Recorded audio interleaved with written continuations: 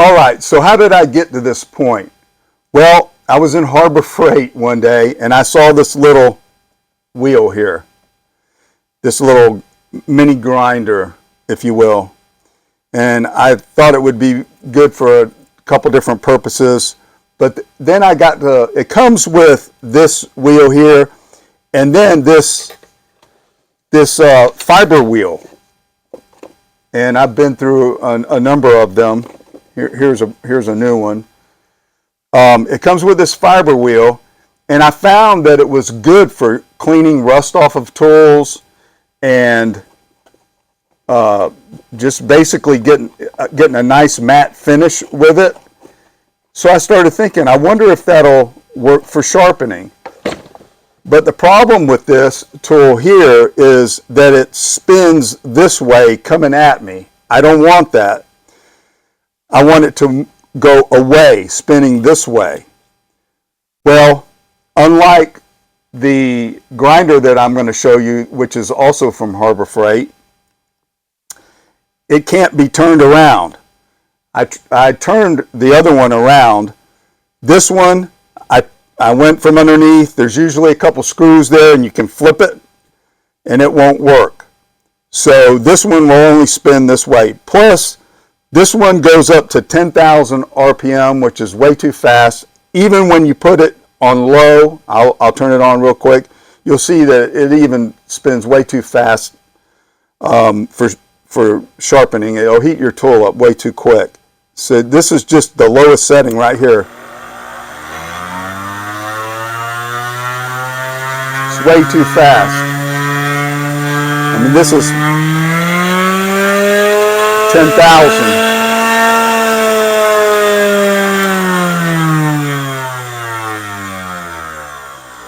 But again, it got me thinking, this fiber wheel works so well. I found that it was really good at sharpening, and it worked so well, I wondered, well, is there a 6-inch version of that? So I searched around, and sure enough, on Amazon, I found the 6-inch fiber wheel that fit this copy motor that a friend gave me probably 40 years ago, maybe even more. This has a 1/2-inch shank. This copy motor runs at about 1750 RPM. And I just have it situated on this cabinet where it spins away from me. Okay, so that's just as simple as that is. If I turn it on, it runs about 1700 RPM. I can set the tool on there and I'm good to go. Now, one of the techniques I'll show you, I'm not sure how the sound will be when I'm actually doing it, so I want to kind of explain it. When you put the tool on, you want to put it back from the edge and you want to start working your way down. And if you listen real close, the sound that you're getting off of the fiber wheel and the buffer will tell you when you're hitting that edge, and you can kind of then stick right there and really know that you're kind of hitting the edge of the tool. So anyway, when I got this from Amazon, I put it on the grinder, and sure enough, it did a fabulous job. It gives a nice satin finish to the metal, and I find that I took it from there straight to the buffing wheel, and it comes out with a mirror finish. So you can go from that diamond, that 120 diamond disc, straight from there to this 180 grit fiber wheel, to the green buffing, loose wheel buffing cloth, and then the one charged with mothers. And I'm going to show you the whole process, but that's basically where we're at.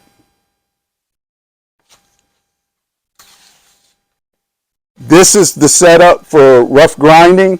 It's just that 120 disc that I showed you with a 1/2-inch bolt chucked up into the drill press at low speed. And it really doesn't heat the tool up much. It's just slow.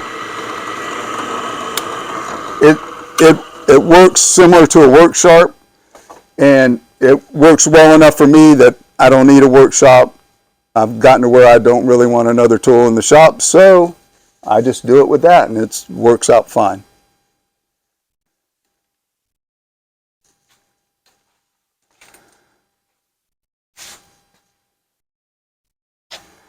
Okay, here's the buffer. It's from Harbor Freight. All I did was I went underneath. There's a couple screws. I took them out. I flipped this around to where this runs this way, away from you. You don't want to be putting a tool on here with it running this way and catch this cloth wheel. I mean, that's going to be disastrous. So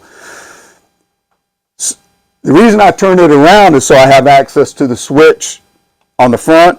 If it doesn't bother you, you can just set it up the opposite way and reach over and click the switch. I assume that would work. But if you get this buffer from Harbor Freight, I know that it'll turn around. It'll work. It's from Central Machinery, bench grinder with light. This one runs at 3450 RPM. If you put a lot of pressure down on this, you can stall it. It's kind of difficult, but I'll show you. You can really put a lot of pressure on here. This will not blunt the end of your tool. It won't roll the bevel over. I thought it would at first, but it doesn't. So I know that other people have used this method with a buffing wheel, and I know that it works.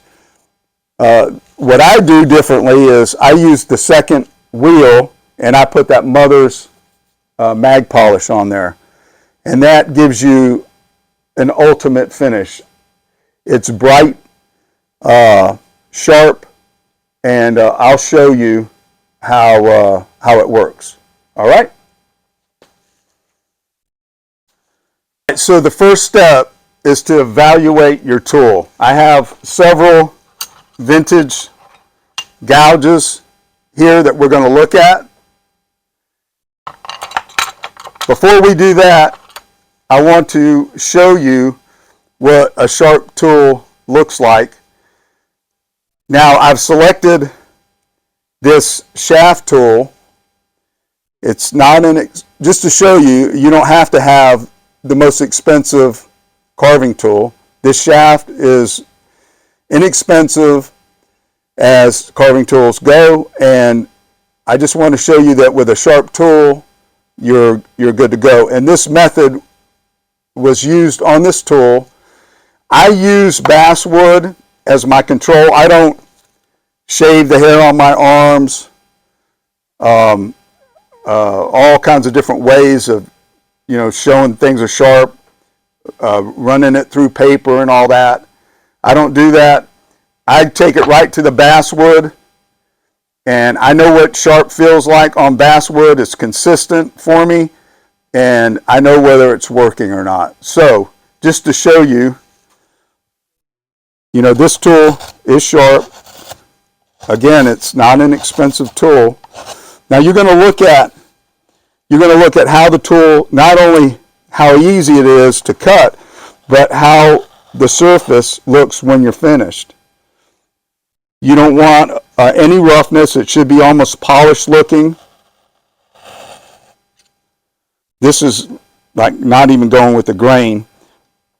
And you should be able to take a small little cut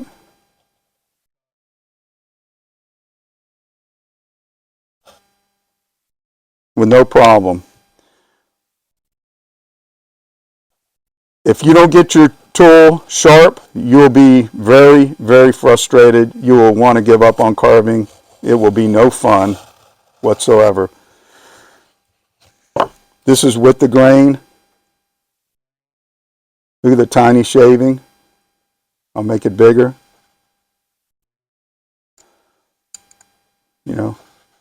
This is cross grain. So you have an idea. You'll know what it feels like when your tool is sharp.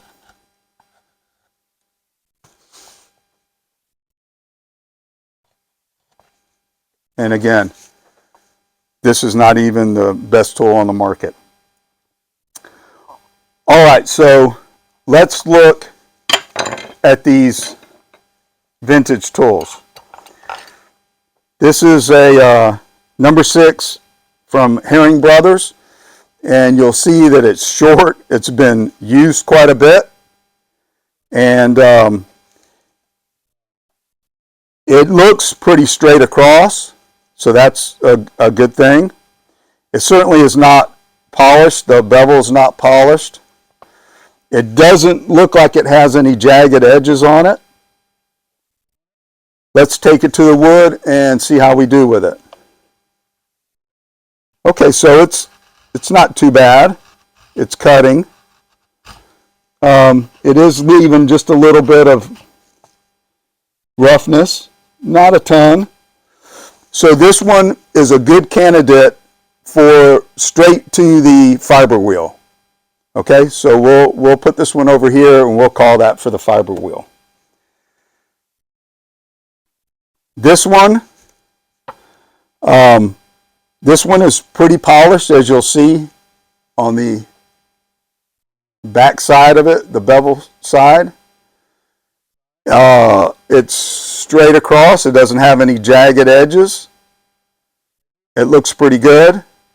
The inside bevel could be polished up quite a bit, and I feel just a little burr here on the inside of the bevel, which is not something you want. So the buffing wheel will take care of that, but let's put it to the basswood and see how we do.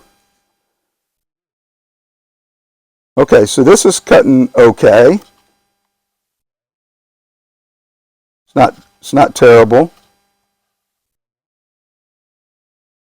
Honestly, this one is just a candidate for the buffing wheels. So we'll put that here. All right, here's a long bent. This is an Addis. And looking at it, it doesn't look highly polished on the bevel. It's pretty straight across over on this side. It's got just a little bit of curve to it. I don't think that'll really hurt it much. Let's see how it does. Okay, so this I'm having to push a little harder, or quite a bit harder. Yeah, this is not fun. And if you could see, there's roughness to the wood here. So it's not a nice polished look. So this will do good with the fiber wheel. This is a Dastra. This is the one I showed you that I'm going to redo the handle on. And looking at the tool, it's straight across. This side here has a bit of a camber on it. This side also, but not as much. The bevel has one kind of grind here, another little flat spot here. This one's not real good. Let's see how it does on the wood. Yeah, this one needs work. I mean, it's semi-working, but this is frustration. So we'll call this one, let's try it here too.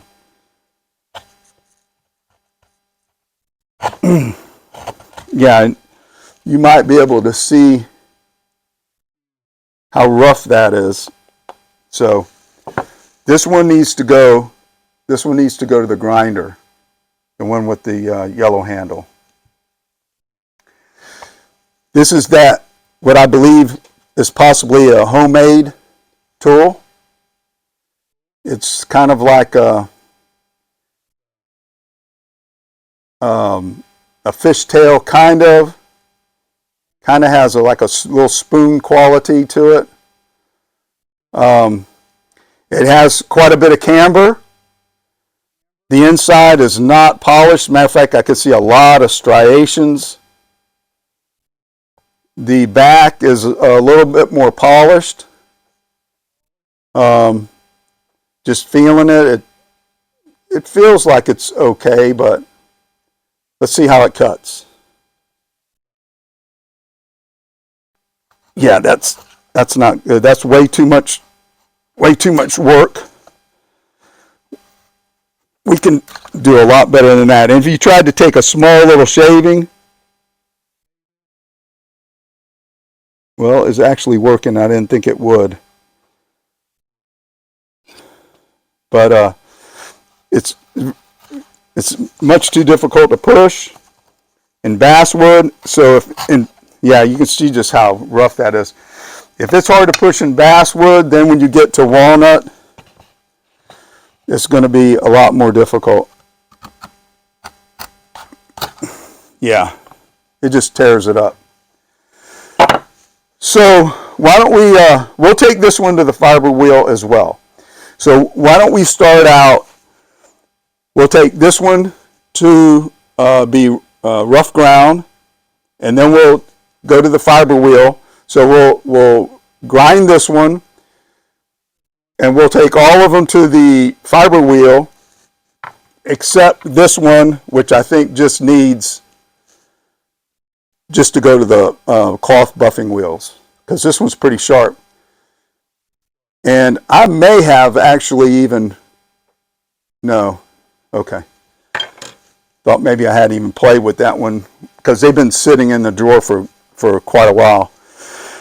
So let's get set up, and we'll do the rough grind on this one first.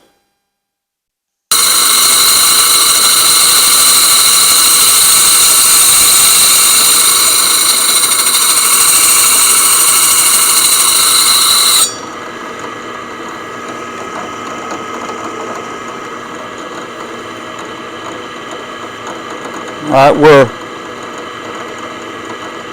we're good pretty much here and here. We've got the center to get still. We'll work on the center a little bit.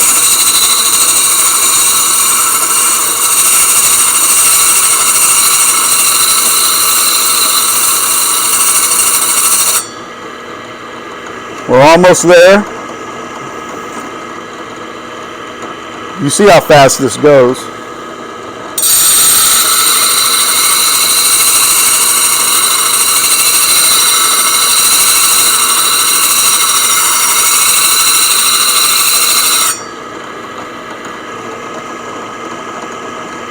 It's not hot. I'm feeling for a burr. I do have one. So we are at the edge. That's pretty much what we're looking like now. So we've accomplished what we want here. Turn this off. And I don't leave, I keep my water in jars with a lid. I don't like keeping them open. Water brings humidity into the shop. I have air conditioning and all. I'm in Florida. We have a lot of humidity. So I put my water in containers that have a top where I can shut them. Just something to keep in mind. All right, we're going to move on to the fiber wheel. And we're going to do all those tools that I said we're going to do with the fiber wheel. All right? All right, we're at the fiber wheel.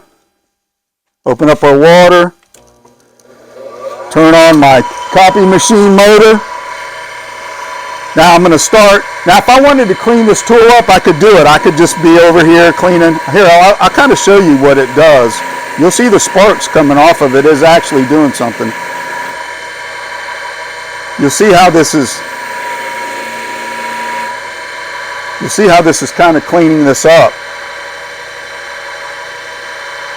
I'm not really worried about that right now. That's not what this is about, but you can do it. All right, so we're going to start high here. I'm going to drop it down, and I'm going to be listening for a change in sound. And then once I get there, I'm going to start rolling the tool, okay?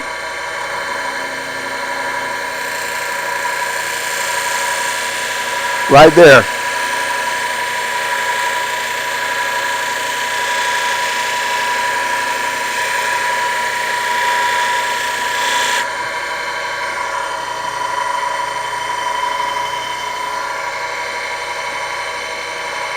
All right, I'm looking at the tool. I actually was not at the edge. I can see where the fiber wheel has cleaned the back end of the tool up, but not the end. So no big deal. That's part of the process. I need to come down lower on it. Yeah, right there, I can hear it.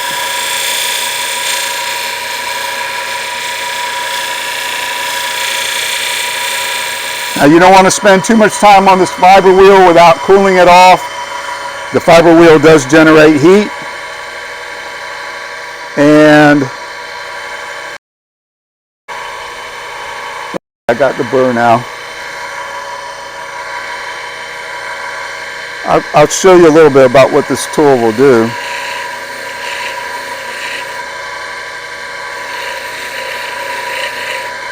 I don't know if you can see the difference there.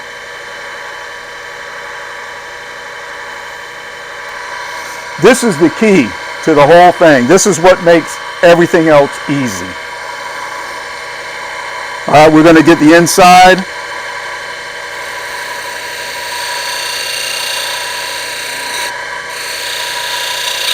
It doesn't take much.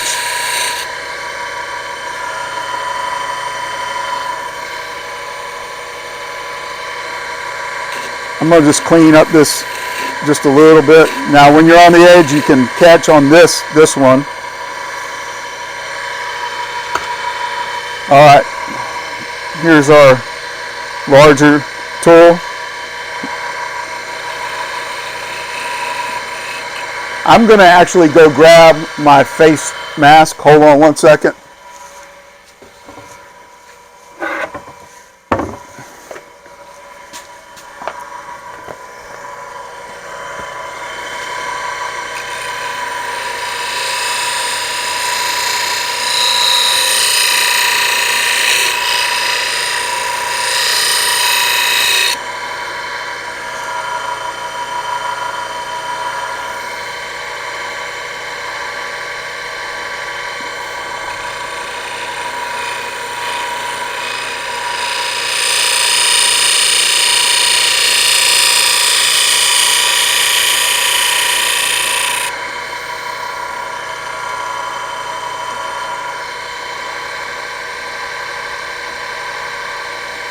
I'm feeling a little burr.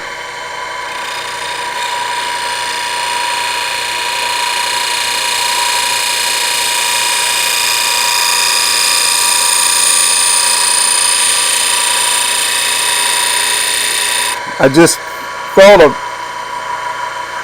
piece of fiber hit my chin.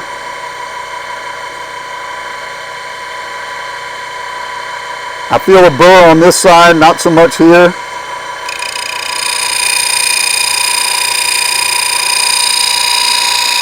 Now when you're just starting out, sometimes it helps to kind of do it like this. You'll hear the change in the pitch and you'll know where to stop. I don't know if you can hear that or not.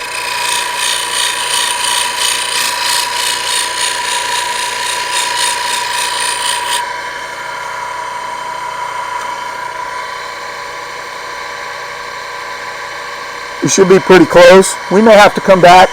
I hope we actually do, because then you'll kind of see. We'll catch the inside.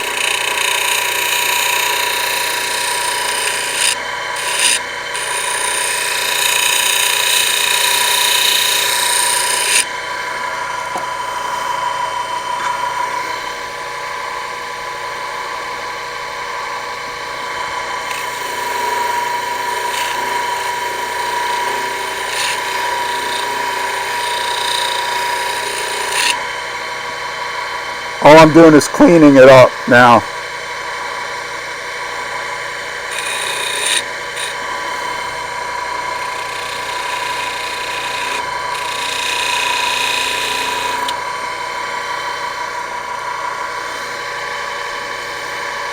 We may have to come back on this one. We'll see.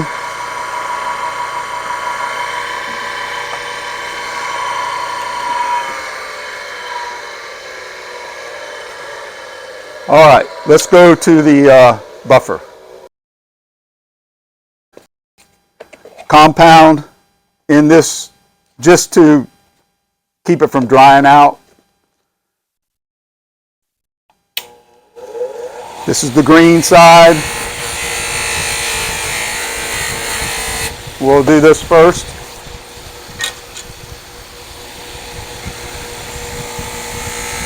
Now, again, you can hear the change in pitch.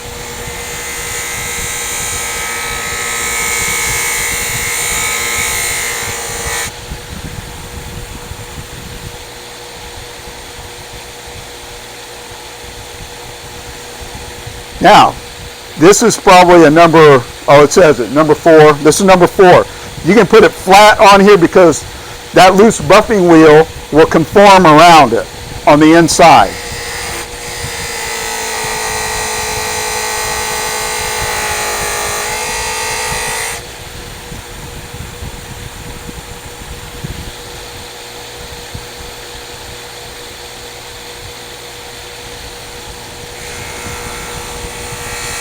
I'm going to show you, I'm going to put a significant amount of pressure on it. It won't roll the edge.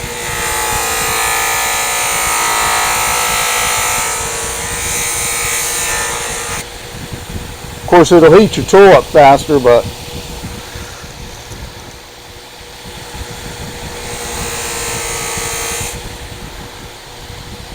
okay, I think this one is good.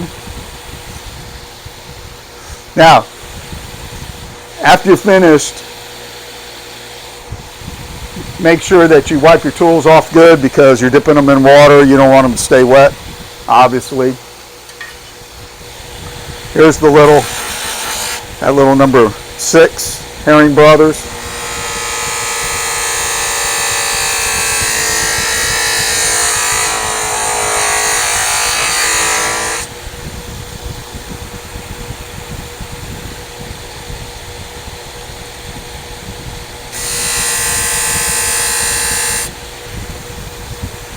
Keep looking at your tool because sometimes you will see stuff.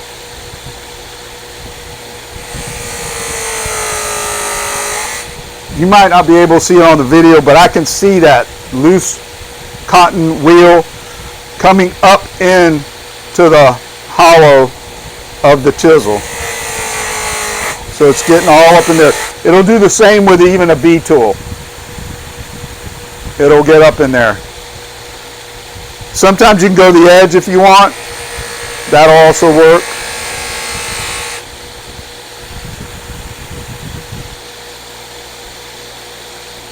You should be good with that.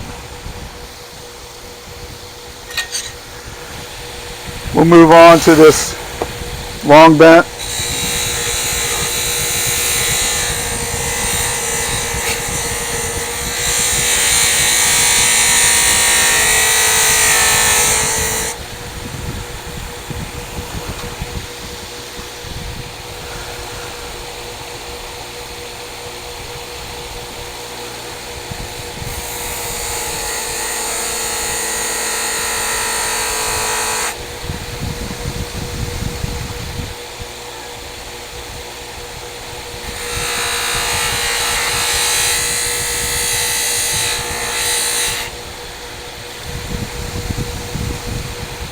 Okay.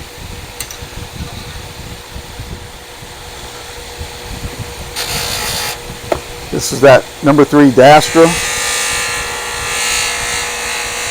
See if you can hear the change in tone.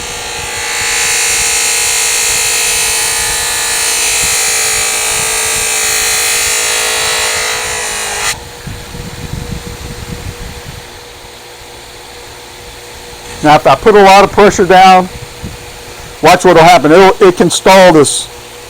This motor is a half horse. No, I'm sorry. That's a 1/2 inch arbor. Maybe a 1/3 horse, I don't know. But you can put enough that'll stall it, see?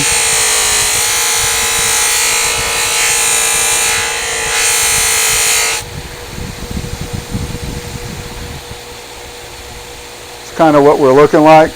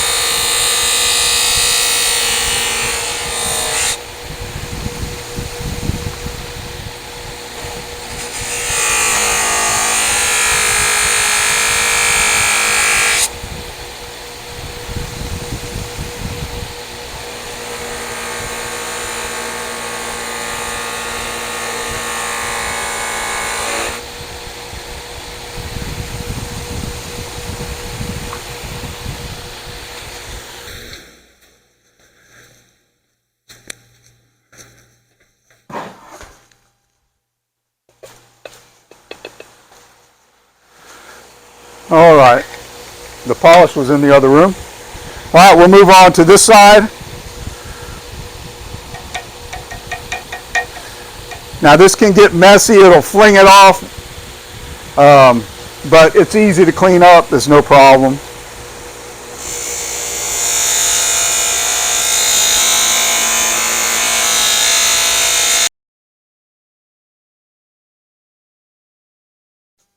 All right, let's see how we did. I've got that Dastra number 3 suite with the grain, little bitty shavings, perfect, no problem. Can hog out more. Going across grain, no problem. That's good. This is the Addis. Cuts really nice. Cuts across grain.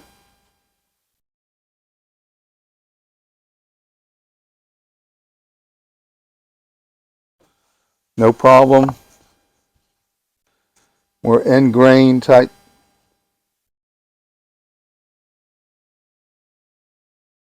Effortlessly.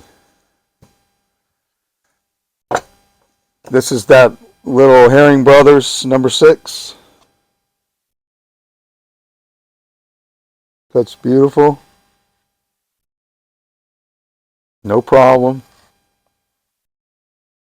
Cross the grain.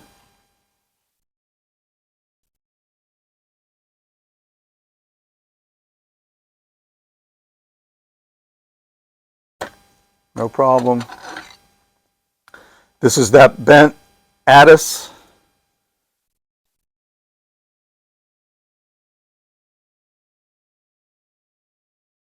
Beautiful.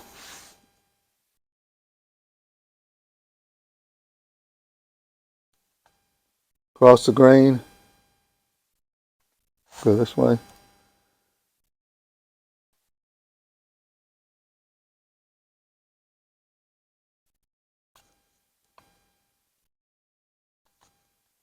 Can also take out a lot if you want. Let's try it here.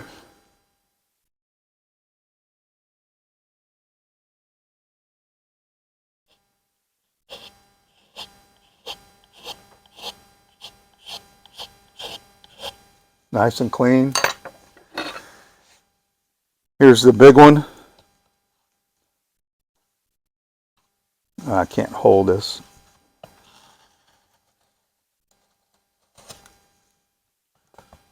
Nice burnished surface.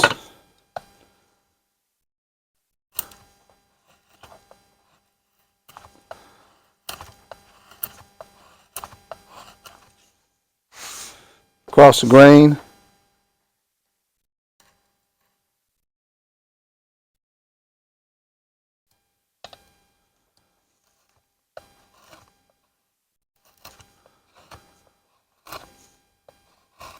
Nice burnished surface. So they all turned out well.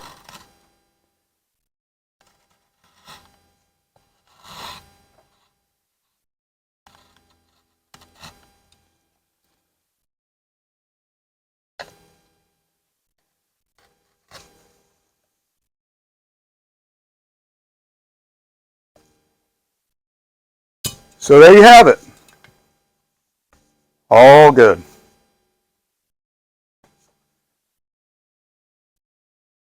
All right, so there you have it. It's no more complicated than what I showed you. I went through the complete process. Again, if you get through the complete process, remember that if you're having trouble, if it doesn't cut well, go back to your rough grind or the fiber wheel, get your edge straightened out. Maybe you have a flat spot. Maybe part of the edge is good, but part of it isn't. So you'll notice it when you try it out in the basswood. So if you have any questions, let me know, and I'll be more than happy to address them. And I think you'll find this method works really well for you. So until the next video, you guys take care.